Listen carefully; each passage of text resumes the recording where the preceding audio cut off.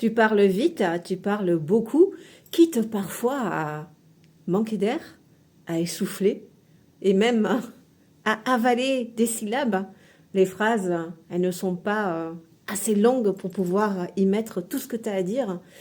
Écoute, si tu te reconnais là-dedans, hein, c'est qu'il y a de fortes chances effectivement que tu sois une personne qui soit énormément dans la tête, énormément dans l'analyse, énormément dans le mental, hein.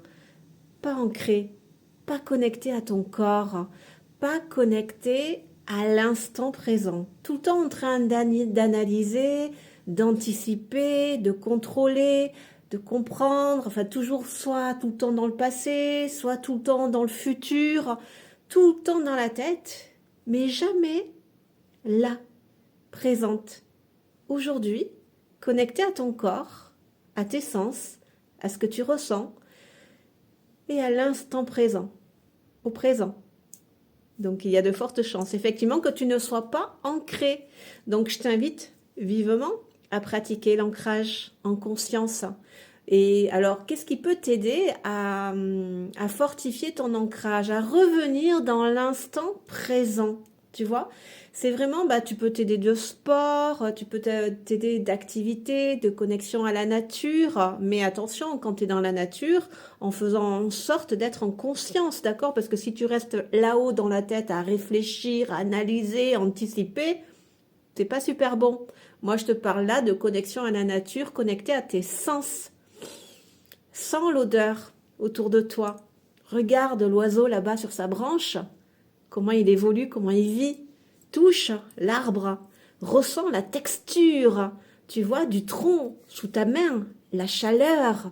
C'est vraiment goûte l'air, tu vois, vivre en conscience, être ancré, c'est ça, être pleinement présent à ton corps, à tes sens, dans l'instant présent. L'ancrage, c'est aussi incarner ton esprit dans la matière. Je ne parle pas de l'ego, hein. Je parle de l'esprit dans la matière.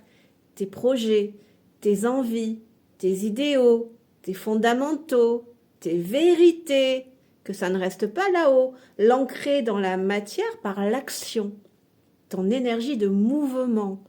Mais c'est aussi l'ancrage émotionnel, mais il est tellement important celui-ci. Très souvent, hein, c'est par ça qu'on finit. Enfin, qu'on finit, on n'a jamais fini de travailler sur soi. Mais l'ancrage émotionnel, accueillir les émotions dans ton corps, les ressentir, tu vois, pour qu'elles puissent te libérer. Arrêter de fuir, tout simplement. Hein. C'est vrai que quand on a des blessures émotionnelles, on est tout le temps dans la fuite de soi-même. On veut surtout pas ressentir, toujours être occupé. Il y a plein d'addictions, quelles qu'elles soient, là, enfin, des fuites à l'extérieur pour ne pas se ressentir. Dans l'ancrage émotionnel, c'est quelque chose de super important pour arriver à faire la paix avec toi, te libérer, hein, parce que le fait d'accueillir, de ressentir, ça libère. C'est ce qui vient t'alléger, t'apaiser. Donc, on a de moins en moins peur d'être présent à soi, de se ressentir. Et c'est bien par rapport à ça, tu es de plus en plus connecté à tes sens, à qui tu es véritablement. Donc tout ce que je viens t'expliquer va contribuer à restaurer ton autonomie émotionnelle, ta sécurité interne, ta confiance en toi, ton sentiment de légitimité, ton estime de toi-même. Et tu verras que le débit de ta parole, de tes paroles, va tout naturellement s'équilibrer. Tu vas arriver à respirer aussi. Quand on n'est pas ancré, quand on est tout le temps dans le mental, on a un souffle court, un souffle coupé. On ne sait pas respirer. On est en apnée là. Tu vois, donc l'avantage de travailler l'ancrage, c'est que vraiment tu te poses là. Tu t'incarnes dans la matière. Tu vis la vie. Tu ne t'arrêtes de la fuir. Tu n'es plus dans la survie. Tu la vis. Et ça vient réguler tout naturellement ton expression, ta communication. Et ça y est, travaille l'ancrage. C'est top, une super pratique. Bien à toi.